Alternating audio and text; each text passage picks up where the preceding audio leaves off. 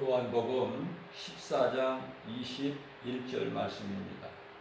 예수님께서 친히 말씀하시기를 나의 계명을 지키는 자라야 나를 사랑하는 자니. 예수님의 계명을 지키는 자가 예수님을 사랑하는 자다, 이렇게 말씀을 하고 계십니다. 예수님을 사랑하는 자는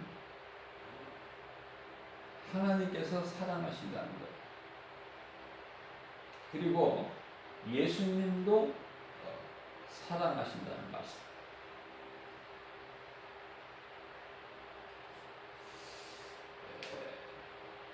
히브리서 10장 1절 말씀을 보게 되면은 율법은 장차 올 좋은 일에 대한 그림자일 뿐이요 참 형상이 아니니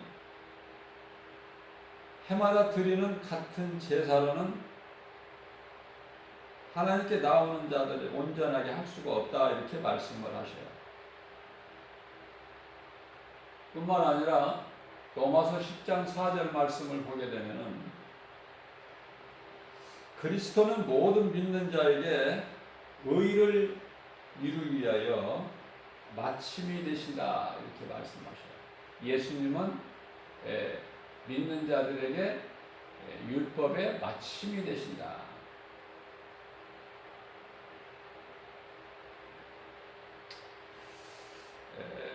하나님의 계명이 율법 안에 있죠. 율법이라는 것은 모세를 통해서 주신 율법인데 창세기, 출애굽기, 레위기, 민수기, 신명기, 이 모세 5경을 가리키는 거예요.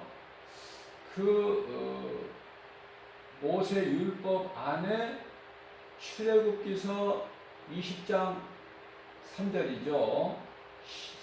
17절까지 말씀 10계명이 기록되어 있습니다. 우리는 율법을 온전하게 지킬 수가 없어요. 만일에 우리가 율법을 한 사람이라도 온전하게 지킬 수가 있다면 예수님이 이 땅에 오시지 아니하셨어요. 이와 같이 우리는 율법을 누구라도 다 지킬 수가 없기 때문에 열심을 내고 내가 정말 철저하게 지킨다고 해도 야고보서 2장 10절 말씀을 보게 되면은 온 율법을 지키다가도 한 가지만 지키지 못하면 온 율법을 다 범한 자다, 죽는 거예요. 그렇기 때문에 율법으로 해서는 살 사람이 하나도 없어요. 그것을 아시는 하나님께서 우리와 똑같이 혈과 육을 가지고 인간의 모습으로 오셨죠.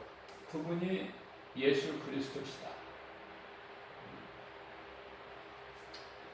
자, 예수님께서 말씀하시기를 내 계명을 지키는 자라야 나를 사랑하는 자니, 이렇게 말씀을 하셨죠. 그러면 우리는 이 계명을 반드시 지켜야 돼요. 지켜도 되고 안 지켜도 되고 선택사항이 아니라 반드시 지켜야 되는 하나님의 명령이다. 우리 마음에 새겨야 돼요. 이 계명. 가장 먼저 1계명이 나 위에 다른 신이 없다고 말씀하셨죠. 우리 하나님은 유일신이에요. 하나님 한 분. 세상에 얼마나 많은 온갖 신들이 많이 있습니까? 그래서 하나님 주신 계명이 중요한 거예요. 나 위에는 다른 신이 없다. 그렇기 때문에 두 번째 계명에 가서는 너희를 위하여 어떤 새긴 우상이나 그런 것을 만들지도 말고 그걸 섬기지도 말고. 세 번째 계명은 하나님의 이름을 망령되이 걸지 말고 네 번째입니다. 안식일을 기억하여 거룩하게 지키라. 여기까지가 이제 하나님께 대한 관계예요. 사람이 하나님과의 관계다. 그리고 이제 5번째 계명서부터 10번째까지 계명은 사람과의 관계인데요. 그 가운데 가장 첫 번째 5계명에는 내 부모를 공경하라 그랬죠. 세상에서 하나님을 믿지 않는 자들이 흔히 두고 쓰는 말이 교회 다니는 사람들을 향해서 배은 망덕이다 이렇게 말을 해요. 부모에 대한 은혜도 버리고 죽은 조상에 대해서 제사도 안 드리는 아주 나쁜 쪽으로 생각을 하고 있는 거예요. 그렇지가 않죠. 하나님 다음이 부모야. 하나님께 대한 계명을 말씀해 주시고 명령하시고 하나님께서 사람과의 관계에서 가장 먼저 내 부모를 공경하라는 거예요. 내 부모를 공경하라는 것은 눈에 안 보이는 하나님이 우리가 알 수 있도록 눈에 보이는 부모님이기 때문에 부모님에게는 정말 우리가 공경해야 된다. 그것은 하나님 기뻐하신 뜻이기 때문에 명령이고,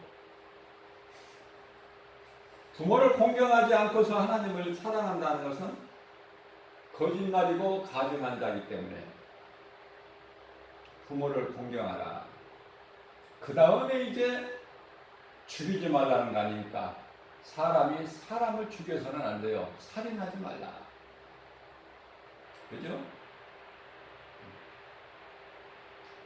그 다음에 간음하지 말라예요. 간음하지 말라. 음란. 야고보서 4장 4절 말씀을 보게 되면은 세상을 사랑하는 자들에게, 하나님을 모르면서 세상을 사랑하는 자들에게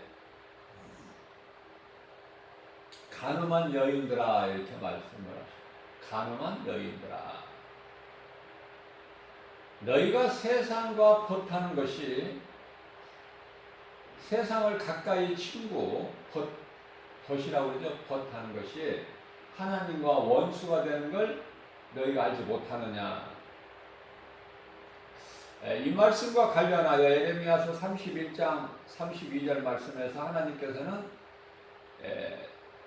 나는 너희의 남편이라고 말씀하셔요. 우리 남편 되신 하나님, 우리의 신랑 되신 예수님이 계시는데, 우리가 세상을 사랑하게 되면은 간음한 여인과 같다 이렇게 비유로 말씀을 하시는 거예요.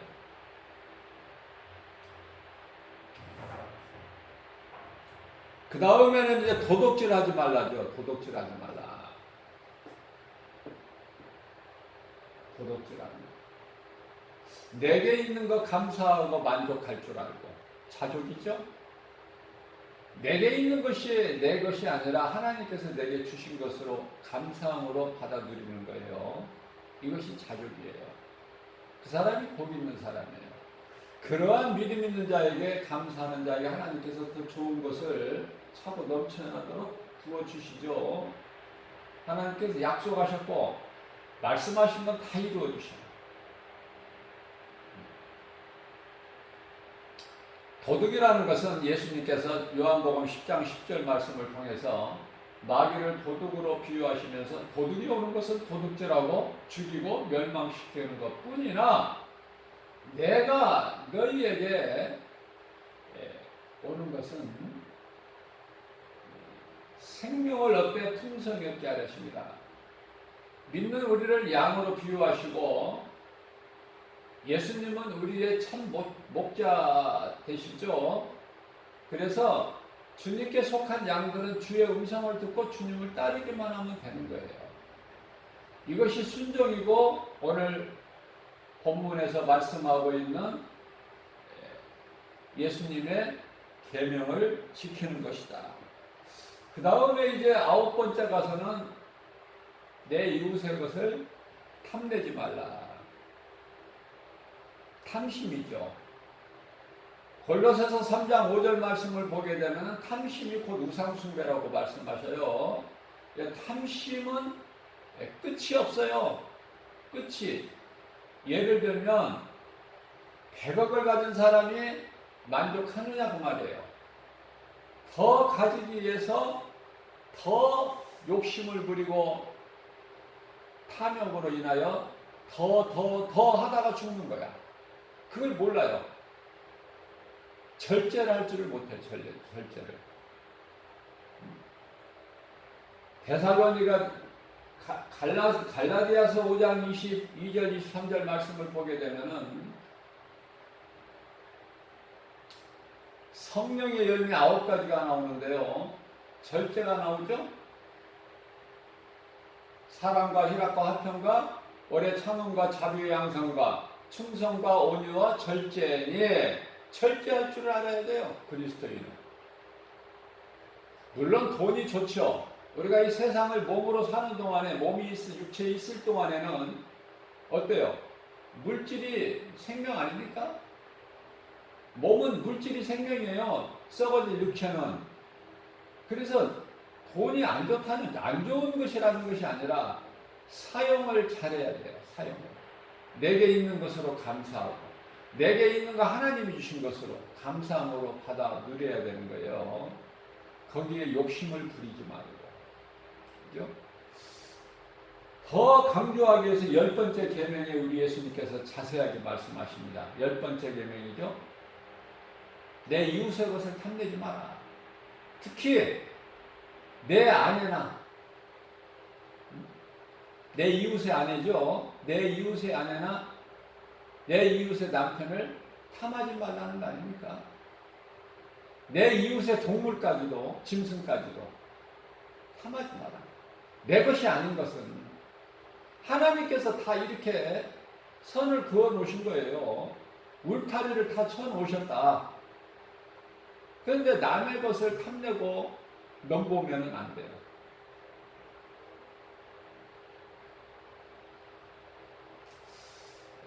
사탄 마귀는 유다서 1장 6절 말씀을 보게 되면 자기 처소를 벗어난 거예요. 그죠? 하나님이 쳐주신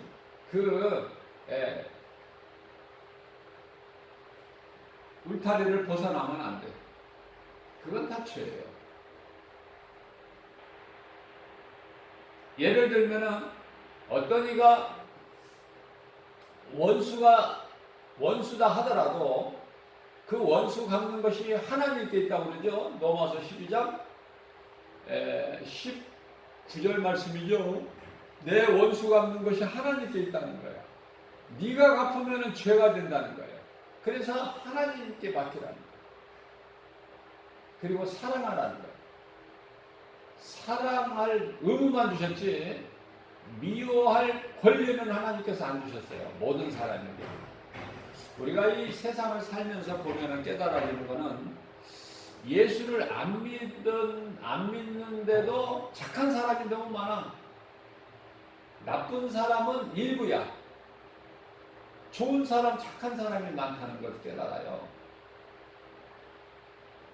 그러나 중요한 것은 이렇게 착한 행실로 인하여 우리 영혼이 구원받는 것이 아니다. 이거 마음에 기억해야 돼요. 명심해야 돼요. 지 아무리 착한 행실을 세상에서 사람으로부터 인정받고 칭찬받아도 높임을 받아도 그것으로 행위로 구원받는 것이 아니다.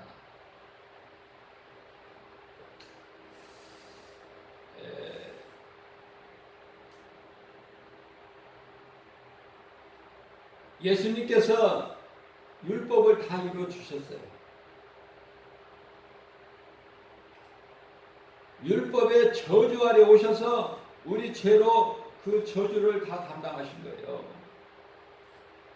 죽는 방법도 여러 가지가 있어요. 목베임을 당할 수도 있고 돌에 맞아 죽을 수도 있고, 그렇죠? 그 방법은 여러 가지지만은 십자가에 달리는 것은 저주죠, 저주. 저주받은 자들이 당하는 그 고난이 십자가 죽음이에요. 예수님은 그 십자가에 달리신 거 아닙니까? 자, 다 이루어주셨어요, 십자가에서. 그렇다고 해서 우리가 이제 예수님께서 율법의 마침이시다. 율법은 그리스도가 오시기까지다. 자, 이런 말씀을 통해서 이제 율법은 우리가 안 지켜야 된다는 것이 아니라, 지금까지 제가 말씀을 증거한 것처럼 우리 모두는 하나님의 계명을 지켜야 되는 거예요. 다시 말하면 크게 두 가지로 말한다면, 계명은 하나님 사랑과 첫째 계명이죠.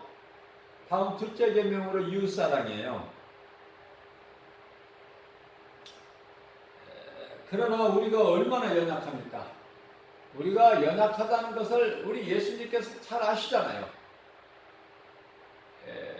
변화산에 오르실 때 베드로, 요한, 야고보 세 제자를 데리고 오르셔서 일찍이 죽은 모세와 엘리야와 대화하신 모습을 보여주신 것은 부활신앙을 갖게 해주시기 위한 것인데, 제자들은 육신의 생각으로 주여 우리가 여기가 좋사오니, 우리는 여기가 좋사오니, 주께서 허락하시면은 우리가 초막셋을 져서 하나는 주를 위하여, 하나는 모세를 위하여, 하나는 엘리야를 위하여 지켰나이다. 그렇죠? 뿐만 아니라 겟세마네 동산에서 기도하실 때 곁에 있던 제자들은 잠들어 있어요. 이마만큼 믿음이 약하다는 것을 예수님께서 아시고 고난당하시고 부활하시고 승천하셔서 몇 날이 못 되어 성령을 보내주신다는 약속을 이루어 주셨죠. 예수님께서 약속하신 그 약속을 믿는 언약 백성들이죠, 우리는. 그래서 몇 날 못 돼요. 승천하시고 40일째 승천하셨는데, 승천하시고 몇 날 못 돼요. 10일째 오순절날 마가다락방에 성령이 강림하셨잖아요. 그래서 우리 힘으로는 이 마지막 때를 살 수가 없기 때문에, 믿음을 지킬 수가 없기 때문에, 이 마지막 때라는 건 예수님의 초림부터 재림까지를 말씀하시는 건데요. 이 마지막 때에 죄악 거짓과 어둠으로 가득한 이 세상을 마귀가 임금 노릇하고 미혹하는 영들의 미혹하는 이 세상에서 세상을 능히 이길 수가 없기 때문에, 그걸 잘 아시는 예수님께서 성령을 보내주셨어요. 그래서 요한복음 14장 17절 말씀을 보면은, 성령은 진리의 영이라 세상은 능히 그를 받지 못하나니 이는 그를 보지도 못하고 알지도 못한다고 말씀을 하셔요. 그러나 너희는 성령을 아나니 성령은 너희와 함께 계시는데 너희 속에 계시겠다고 말씀하셔요. 너희 몸 안에 있는 영과 더불어, 로마서 8장 16절 말씀, 너희 마음 속에 계시겠다는 거예요. 마음 속에. 성령은 우리 마음 속에 들어와 계시는 거예요. 다시 말하면은 우리 영이 마음에 있는 거예요. 마음에.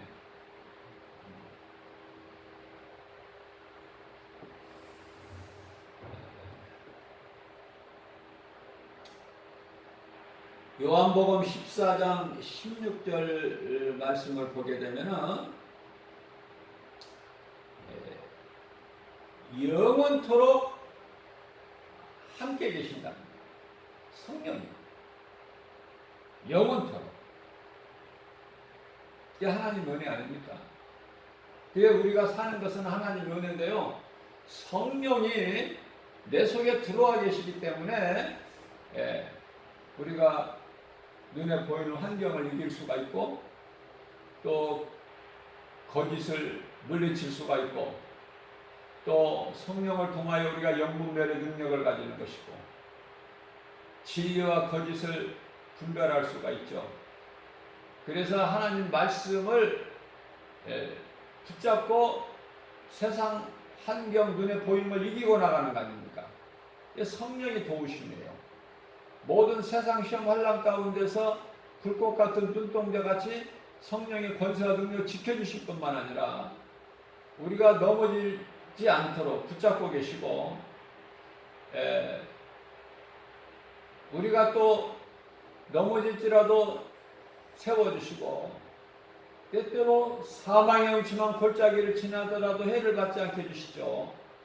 우리가 연약해서 시험을 당할 때라도 또 그 시험을 하나님께서 허락하실지라도 그 허락은 우리를 연단하시기 위한 것이고 또 우리가 연약해서 시험을 감당할 수가 없기 때문에 그걸 아신 하나님께서 우리가 시험 당할 때쯤 되면 또 피할 길을 열어주시죠. 고린도전서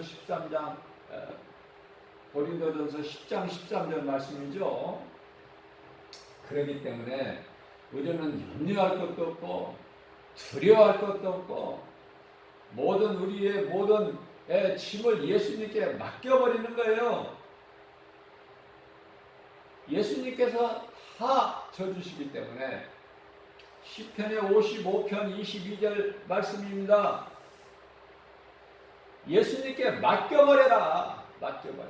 그러면 시편의 68편이죠. 19절 말씀에서 예수님께서 우리 모든 짐을 다 대신 져주신다는 거 아닙니까? 우리의 짐을 대신 져주시는 우리 예수님. 우리를 구원하신 갈라디아서 1장 4절에서 이 악한 세계에서 우리를 건지신 성령의 하나님, 우리를 위하여 대성물로 십자가에 달리시고 우리를 살리신 예수님을 믿는 그 믿음, 각자 그 믿음의 분량은 같을 수가 없겠죠. 각자 그 믿음의 분량은 다르지만은 우리가 조금이라도 할 수만 있는 대로 하나님을 기쁘시게 하고 나를 위하여 십자가에 못 박혀 피 흘려 죽으시고 나를 구원하신 예수님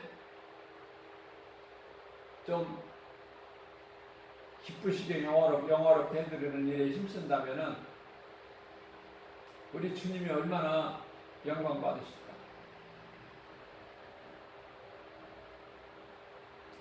어떤 상황에서도 진리를 알게 되면 자유를 얻기 때문에 어떤 환경 속에서도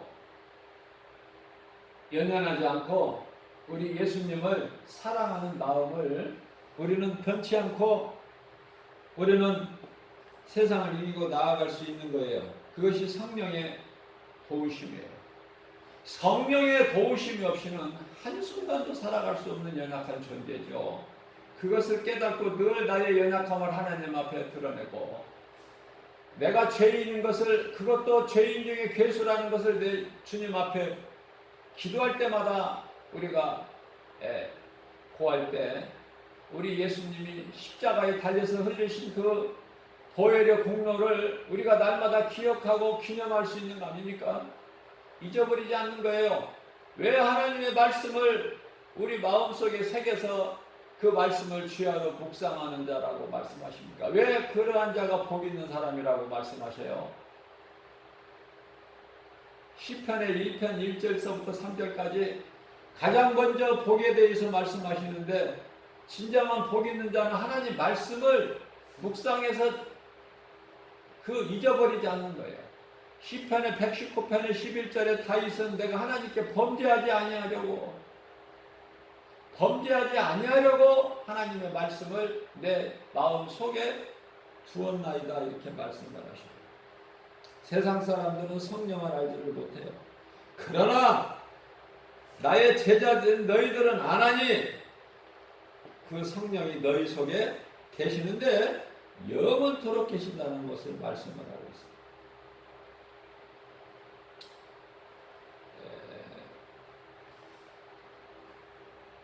우리가 많은 믿음의 선진들 그 신앙을 우리가 성경을 통해서 알 수 있듯이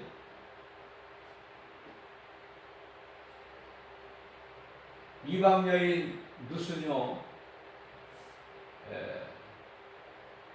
1장 16절 말씀을 보게 되면은 누세 시어머니 나오미가 이제 그 며느리들을 자기 고향으로 갈 것을 허락하는 것이죠. 이제 구속에서 벗어나게끔 놓아주는 거예요. 그러나 오르바는 나오미를 떠나갔지만 나오미는 하나님의 사람으로 이해를 하시면 돼요. 엘리멜렉이나 나오미나 하나님의 사람. 그러나 하나님의 믿음에서 떠난 자기 생각으로 하나님을 떠난 엘리멜렉은 죽어요. 나오미는 남편을 따라서 오긴 왔지만은 하나님께 대한 그 믿음은 버리지 않았어요. 하나님이 중심을 다 하셔요. 나오미는 죽이지 아니하셔요. 하나님은 반드시 멸하시더라도 그 씨 그루터기는 남겨놓으시는 하나님이시다. 농부가 먹을 것이 없어서 배가 고프다고 그 종자씨 먹습니까? 종자씨만큼은 결코 먹지 않아요. 아무리 배가 고파. 우리 하나님께서 씨는 남겨놓으신다. 물로 세상을 심판하실 때도 노아와 그 가족은 씨로 남겨놓으신 거예요. 자, 그런데요, 나오미를 떠나갔지만은 그 둘째 며느리 룻은 16절에서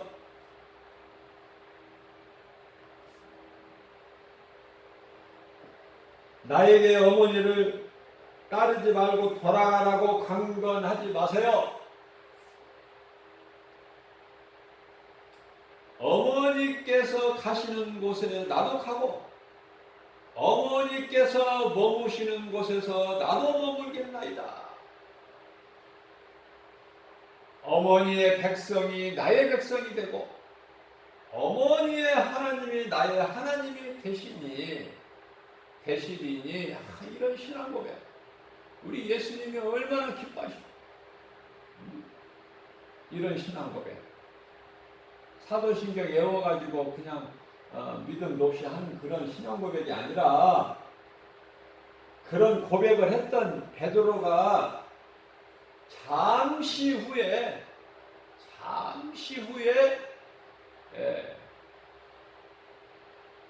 예수님께 책망을 받아요. 예수님이 하시는 일을 사람의 생각으로 해가 안 하죠. 예수님이 십자가의 고난을 당하시고 죽으시고 부활하시고 승천하셔야 되는데 그래야 성령이 우리 가운데 오시는데 모든 일이 되어지는데 믿음 위에 반석 위에 베드로의 믿음 신앙이죠. 제자들 그 반석 위에 교회를 세워주시고 예수님께서 하신 말씀이 이제 되어질 일들에 대해서 말씀하실 때 베드로가 그리하지 마옵소서. 주여 그리하지 마세요.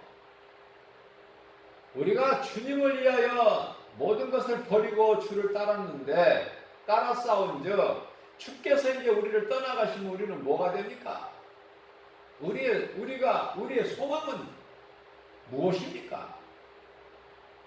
절대로 예수님은 죽으시면 안 됩니다. 우리를 떠나가시면 안 됩니다. 그래서 예수님께서 그러한 베드로에게 육신의 생각을 말하는 베드로 이 사탄아 내 뒤로 물러가라. 네가 사람의 생각으로 하나님의 일을 네가 가로막는구나. 그죠?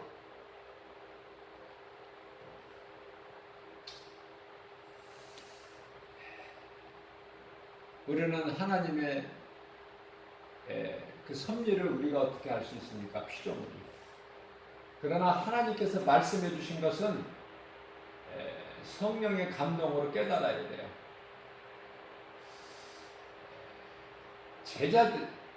제자들의 믿음이 얼마만큼 약했냐면 베드로는 수제자죠.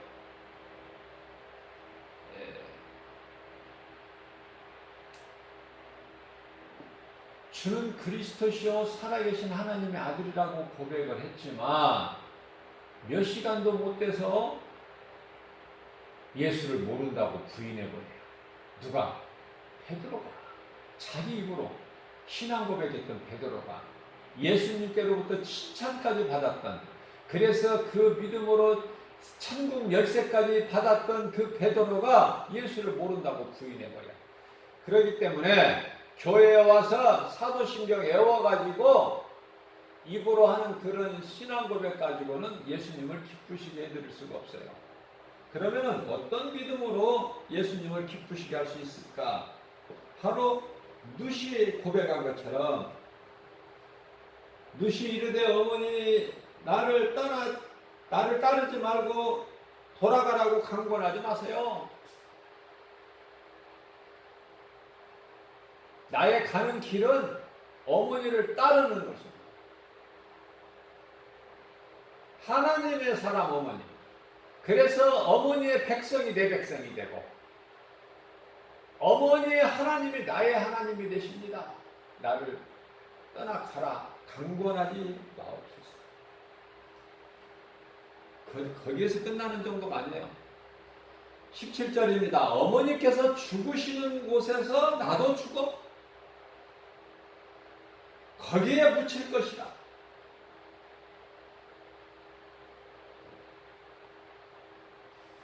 만일 내가 죽는다면 어머니를 못 따라가겠지만 내가 죽는 일 위에는 어머니를 결코 떠나지 않을 것이며, 만일 떠나면 하나님께서 내게 벌을 내리시고 또 벌을 내리시기를 나는 원하나이다. 놀라운 신앙 아닙니까? 우리가 믿는 예수, 누구를 위해서 예수를 믿어주는 것이 아니라 나의 생명 되신 예수, 영원히 멸망할 수밖에 없는 나 같은 죄인을 구원하신 예수, 그 예수를 구주로 믿는 믿음 결코 버리지 않아야 된다. 어떤 환경이, 상황이 나를 가로막는다고 해도, 나를 거짓말로 미혹하고 흔든다고 해도 하나님을 믿는 믿음은 결코 떠나지 않아야 된다.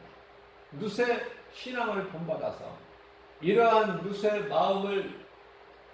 마음의 중심을 아시는 하나님께서 결과적으로 어떻게 됩니까?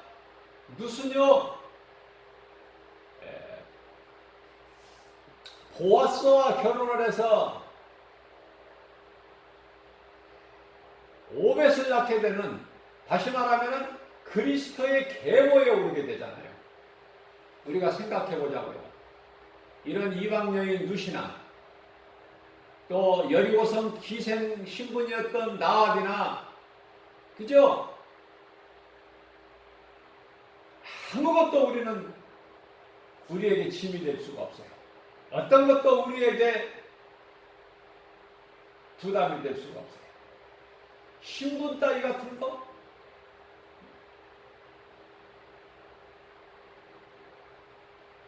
누가복음 16장에 나오는 부자와 거지 나사로를 통해서도 비록 이 땅에서 거지라는 신분이 있어도 어떻습니까? 우리 하나님께서 너는 내 것이라 택하셨고 자녀된 권세를 주셨으니 천국에 대한 소망과 구원받은 확신이 있지 않습니까?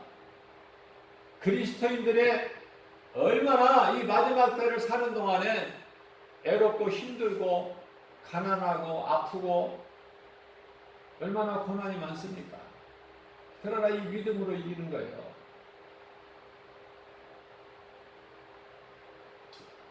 우리가 눈으로 보고 알 수 있듯이 하나님을 믿지 않는 자들이 세상에서는 판을 쳐요. 악인들이 득세해요. 부자들 보세요. 거의가 다 재물이 많은, 물질을 많이 소유하고 있는 사람들이 세상 불신자들 아닙니까? 세상 사람들이에요. 그리스도인들이 아니라.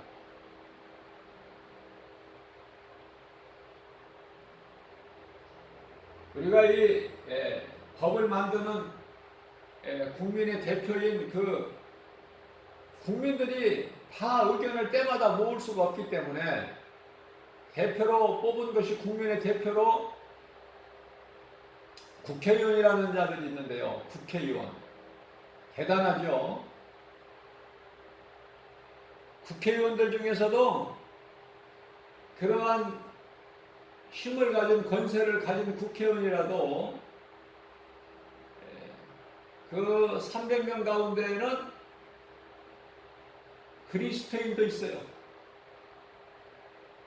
그 수는 지극히 작을지라도 그리스도인들이 있다. 그러나 중요한 것은요, 빛을 내지를 못해요. 빛을 발하지를 못해요. 빛과 소금의 사명을 감당을 못해요.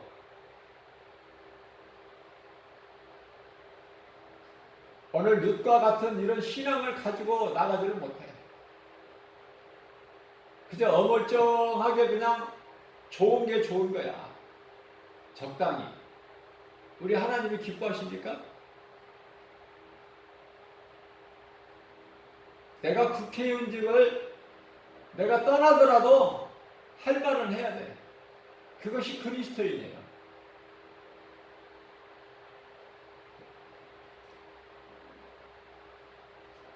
많은 물질, 명예, 부귀, 영화, 권세 그런 거 없어도 하나님을 아버지라 부를 수 있는 자녀된 권세면 뭐가 부족합니까? 우리 하나님이 다 채워주시는데 부족함이 없도록. 사망의 음침한 골짜기를 지나가더라도 거기서 주의 능력의 지팡이로 건져주신다고 말씀하십니다. 영원히 줄이지 않고 영원히 목마르지 않는 생명이 떡이고 생수가 되어주시는데 우리 예수님께서.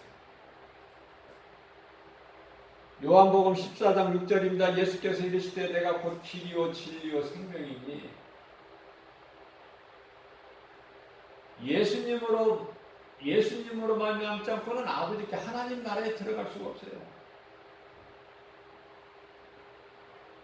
우리가 이 부모를 통해서 태어나서 그냥 자연인으로 살게 되면은 그 끝은 멸망이죠. 그래서 우리는 거듭나야 돼요. 회개하고 예수를 믿는 거예요. 거듭남이라는 것이. 마가복음 1장 15절 대표적인 말씀 우리 예수님께서 말씀하셔요. 때가 찼고 하나님의 나라가 가까이 왔으니 회개하고 복음을 믿어라.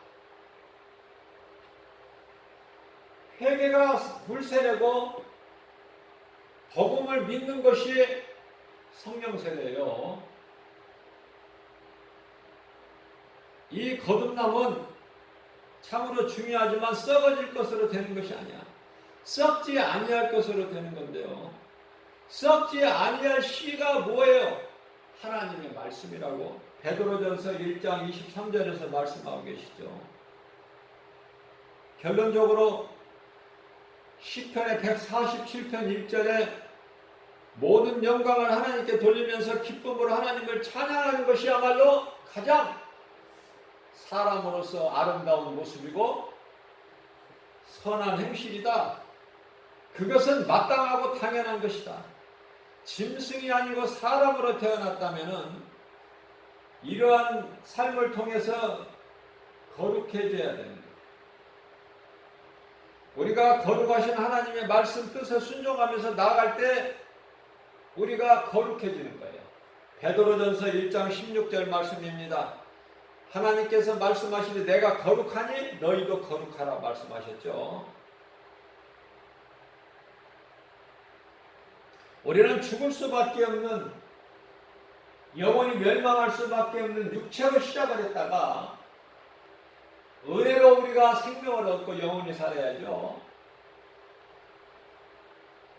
은혜로 시작했다가 육체로 바치는 인생 되지 말고, 대표적인 예로 이스라엘 초대왕 사울 아닙니까? 하나님을 잊어버리거나 우리 마음이 하나님을 떠나면 성령도 떠나요.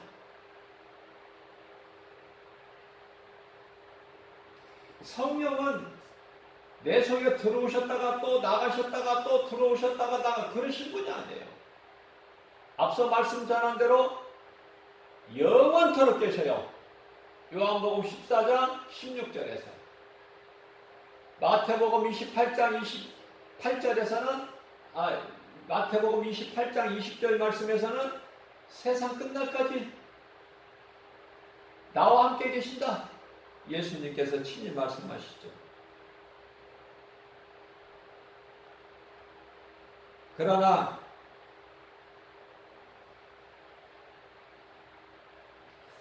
하나님께서 성령으로 함께 하시는 다윗 모든 일이 되어지는, 그렇다고 해서 다윗이 하나님께 범죄하지 않고 온전하게 살았느냐? 그렇지는 않아요. 그래서 우리에게 위로가 되는 거예요. 내가 다윗같이 범죄했더라도 위로가 되는 거예요. 힘을 얻는 거예요. 왜냐하면 다윗도 범죄했잖아. 이는 내 마음에 합한 자는 하나님을 기쁘시게 했던, 하나님 기뻐하셨던 다윗도 하나님 앞에 크게 범죄했잖아요. 그게 우리에게 위로가 되는 거예요. 베드로도 예수를 모른다고 부인했잖아요. 베드로. 자, 이러한 일들이 왜 나타나는가? 성령을 받지 못해서 그래요. 성령을 받지 못해서. 그러면 성령을 받지 못한 참 성령, 그러니까 성령의 그 상징인 기름 부음을 받은 왕이나 제자, 이런 선지자나 제사장들이나 예수님을 따르던 제자들까지도 참 성령이 아니기 때문에 이러한 범죄가 있게 되는 거예요. 그러나 우리가 이 사도 바울을 보세요. 사도 바울은요, 참 성령을 받은 거야. 부활하신 예수님을 만난 거예요. 그렇기 때문에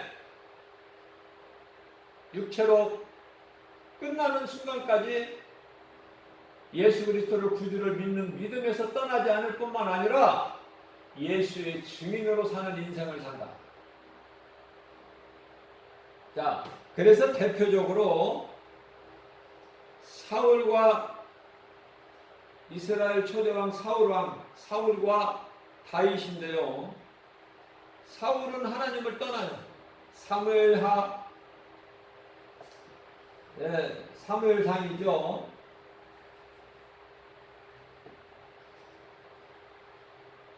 사울에게서는 하나님의 성령을 거둬버리시고,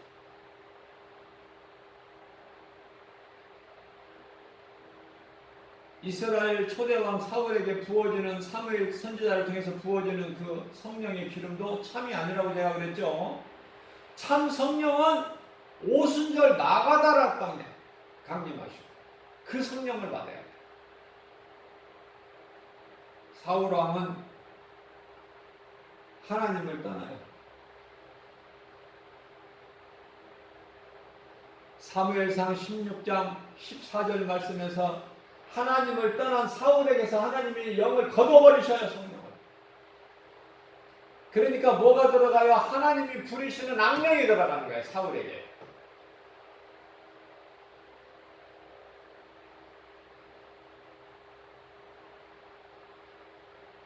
그러한 사울이 사무엘상 16장 23절에서 다윗을 통해서 다윗이 사울 앞에서 찬송하니까 사울에게 있던 악령이 떠나가요.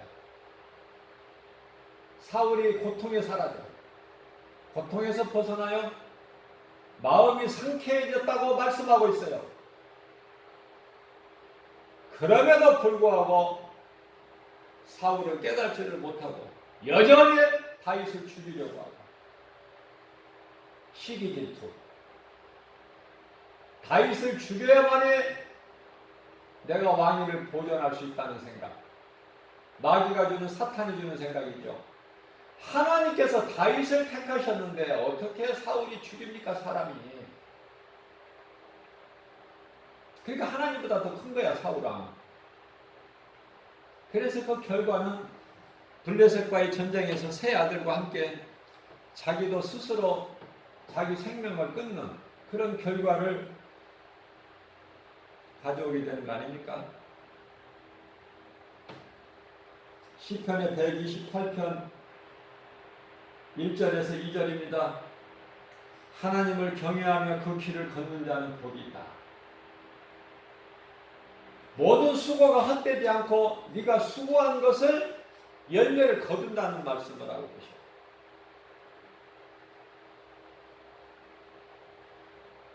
하나님의 말씀을 듣고 깨닫는 자가 있고 깨닫지 못한 자가 있다. 하나님의 말씀을 들어도 깨닫지 못하는 자들은 시편에서 49편 20절에 존귀한 자나 깨닫지 못하면 그 사람은 멸망하는 짐승과 같다. 하나님의 말씀이에요. 시편의 14편 1절입니다. 오늘 이 순간에도 하나님이 없다 하는 어리석은 자들이 많죠. 그들에게 하나님 말씀하십니다. 어리석은 자는 그 마음에 하나님이 없다 하는도다. 그들은 마음이 부패하고 그 행실에 가증하니, 아까 말씀드렸죠? 하나님을 사랑해야 될 사람이, 인간이 하나님을 없다 하고 부정하고 복음을 외면하고 거부하고 세상을 사랑하고 사랑하는 세상을 위하여 열심을 내고 달려가는 때 간음한 여인이라고 제가 말씀 전했죠? 간음한 여인, 그들의 마음은 부패하고 그 행실이 가증하니 선을 행하는 자가 하나도 없다. 선을 행하는 자가 하나도 없다. 그들은 성령을 있음도 알지도 못하고 알 수도 없고 알려고 하지도 아니라. 그러한 인생 살지 말고 오늘 말씀을 통해서 깨닫고 어제까지 내가 믿지 않았던 죄인이었던 내가 오늘 이 말씀으로 내가 깨닫고 이 복음을 듣고 깨달아서 내가 죄인인 걸 회개하고 물세례 받고 내가 예수 그리스도를 나의 구주로 믿고 마음에 영접할 때 성령이 임하는 이러한 놀라운 복을 받는, 그래서 우리가 이 땅에 사는 동안에 주님 영광을 위해서 할 수만 있는 대로 주님 기뻐하시는 열매를 맺는, 그래서 주님으로부터 칭찬받고 인정받는 저와 여러분들 되시기를 주님의 이름으로 축복합니다.